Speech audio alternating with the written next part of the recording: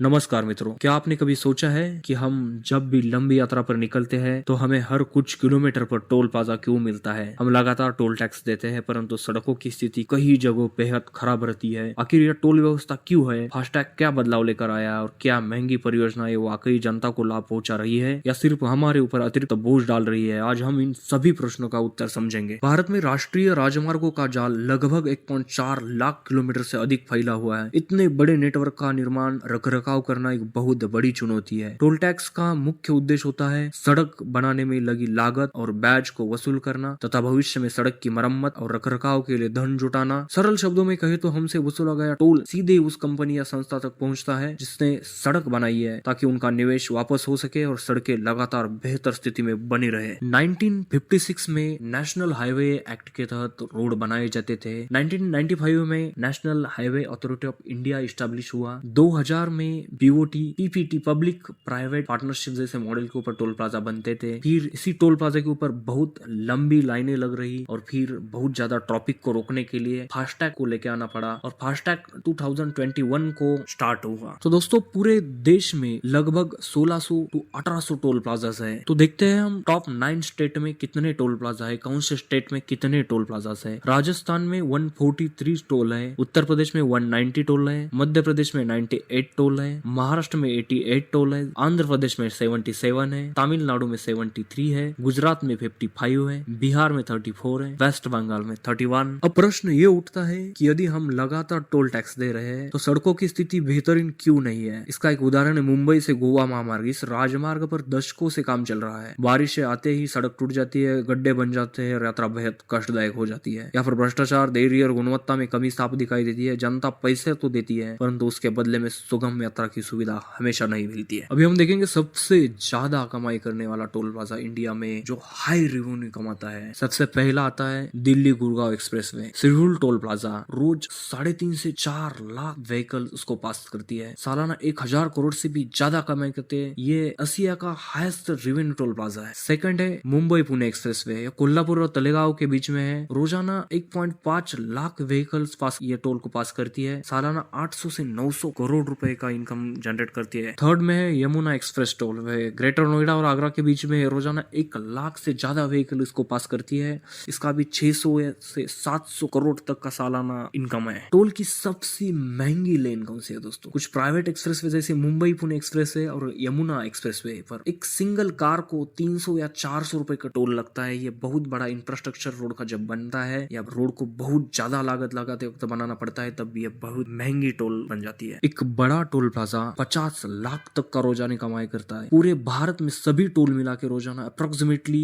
130 करोड़ से भी ज्यादा कमाई करते हैं। टोल में कुछ लोगों को छूट मिलती है। इसमें आता है ambulance, fire brigade, army, defence, राष्ट्रपति और कुछ वीआईपी गाड़ियां जैसे कि एमपीज, एमएलएज। टोल पर और एक रूल है, 10 सेकंड से ज्यादा कौन सी भी गाड़ी रुकी तो उसको फ्री होना चाहिए। ऐसा national highway authority of India को लगता है, उसका गाइडलाइन में है, लेकिन ये नियम एक्चुअल में नहीं है। एक्चुअल में सेकंड है कि अगर कोई टोल प्लाजा किसी शहर की म्युनिसिपल बाउंड्री से 10 किलोमीटर के अंदर है तो आपको टोल नहीं देना चाहिए। लेकिन रियलिटी में कई जगह पर यह कंपनियां नियम तोड़कर वसूली की जाती है। वास्तविकता में जब दोनों टोल के बीच में हमें कभी कभी इन जैसे रास्तों को, इन जैसे दृश्यों का भी नजारा देखने को मिलता है और यहाँ से भी गुजरना पड़ता है। और जैसे जैसे हम नजदीक जाएंगे वो बहुत अच्छे क्वालिटी के रोड हमें आ जाएंगे और जैसे बहुत नजदीक पहुंचेंगे ये टोल शुल्क का एक लिस्ट हमारे सामने आ जाएगा जिसके ऊपर हमारी कौन सी भी व्हीकल है उसको कितना टैक्स लग के हम पास होने हुए हैं ये दिखाएगा। और फास्टैग के थ्रू हमारा टोल टैक्स कट के हम आगे जाएंगे। एक रेडियो फ्रीक्वेंसी आइडेंटिफिकेशन आधारित प्रणाली है। इसके माध्यम से गाड़ी टोल प्लाजा से बिना रुके गुजर सकती है और भुगतान सीधे बैंक खाते से कर सकता है। इसके 3 बड़े फायदे हैं। नकद लेन देन कम हुआ है, लंबी कतारें घट गई है, सरकार को वास्तविक और पारदर्शी आंकड़े मिलने लगे हैं। आज फास्टैग के कारण प्रतिदिन हजारों करोड़ रुपए टोल प्लाजा से एकत्रित किए जा रहे हैं। लेकिन इसका एक दूसरा पहलू ये भी है कि अब सरकार को कंपनियां जितना भी इनकम सोर्स से ये समझ में आ रहा है जिसके कारण नए टोल और नया डिफरेंस समझ में आ रहे हैं। टोल प्लाजा पर मिलने वाली कुछ सुविधाएं हैं। Emergency ambulance service, highway petrol and security, crane, tow truck, background vehicles,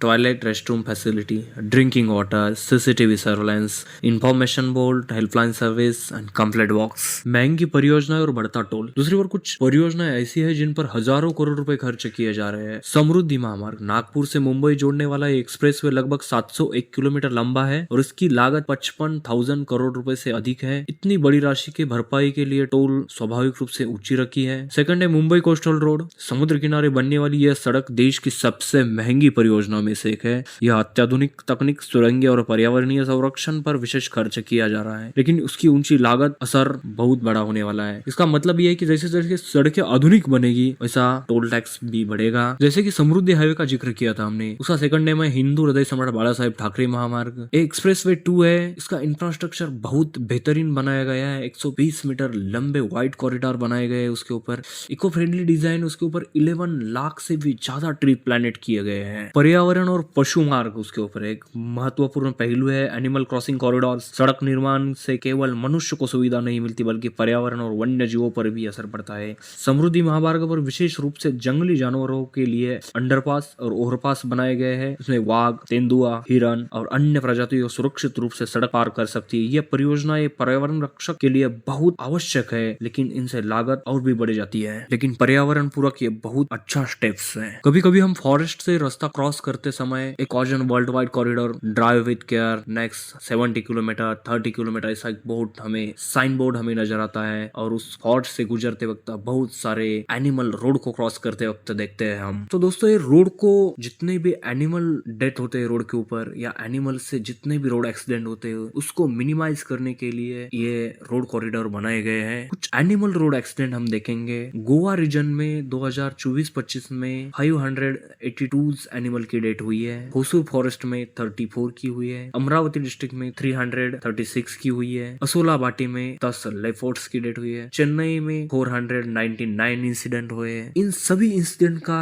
entry हुआ है उसके लिए। ऐसे कितने रोड एक्सीडेंट है इसका एंट्री नहीं हुआ है, फॉरेस्ट डिपार्टमेंट को पता ही नहीं है। तो दोस्तों इन रोड एक्सीडेंट के केस में सबसे ज्यादा डेथ होने वाला एनिमल है डियर। 13% से भी ज्यादा डेथ होती है रोड के ऊपर इनकी। उसके बाद डॉग्स है, रैबिट है। समृद्धि महामार्ग के कारण बहुत डिस्ट्रिक्ट्स को कनेक्ट करके गया है, जैसे कि मुंबई, ठाणे, अहमदनगर, नाशिक, छत्रपति संभाजीनगर, जालना, बुलढाणा, वाशिम, अमरावती, वर्धा, नागपुर। इस हाईवे से ट्रैवल टाइम एंड स्पीड में बहुत बेहतर सुधारना हुई है। ट्रैवल टाइम 16 घंटे से 8 घंटे से बिटवीन में आ गया है और design speed up to 150 kilometre प्रति घंटे के हिसाब से चल रही है। इस रोड के ऊपर 4 रेलवे ओवरब्रिज, 6 नदी ब्रिज, 4 से छोटे पुल। एक्सप्रेसवे के आसपास 19 जगहों पर टाइगर कॉरिडोर है, वाइल्ड एनिमल क्रॉसिंग टनल बनाई गई है। एक्सप्रेसवे पर automatic number plate recognise system लेके आई है, जैसे कि टोल प्लाजा की कुछ जरूरत ही नहीं रहने वाली उधर। ग्रीन इनिशिएटिव में 11 लाख से भी ज्यादा पेड़ लगाए गए। हर 10 किलोमीटर पे रेन वाटर हार्वेस्टिंग स्ट्रक्चर है। लागत और फंडिंग 55,000 करोड़ रुपए से भी बहुत ज्यादा आगे गई है। यह भारत का पहला हाईवे है जिसके ऊपर स्टेट सरकार ने पब्लिक बॉन्ड मार्केट से फंड लिया है। 8 लेन बनाने की लागत करीब 130 से 150 करोड़ प्रति किलोमीटर तक आई है। पूरा समृद्धि महामार्ग के ऊपर 18 से ज्यादा टोल प्लाजा बनाए गए हैं। और कार को मुंबई से लेकर नागपुर तक जाने के लिए 1300 से 1500 रुपए खर्चा आता है। एसयूवी जीप को 1600 से 1800 रुपए खर्चा आता है। ट्रक या हेवी व्हीकल रहेगी तो 3,500 से 4,500 प्लस खर्चा आ जाएगा। इस रोड को इन सभी कंपनियों ने बनाया। इसके ऊपर सबसे बड़ी कंपनी है लार्सन एंड टूर्बो, Afcons infrastructure, NCC limited, Megha engineering जैसी बहुत कंपनी ने इन रोड के लिए अपना योगदान दिया है। कोस्टल रोड एक बहुत बड़ा प्रोजेक्ट है, बहुत महंगा प्रोजेक्ट है। उसका नाम है धर्मवीर स्वराज्य रक्षक छत्रपति संभाजी महाराज मुंबई कोस्टल रोड। इस प्रोजेक्ट है कि 1,30,000 व्हीकल डेली इस टोल को या इस रोड के ऊपर से पास होके जाएगी। इसकी कॉस्ट 13,000 करोड़ से भी ज्यादा आने वाली है और ऑलमोस्ट ये रोड बन के रेडी हुआ है। पर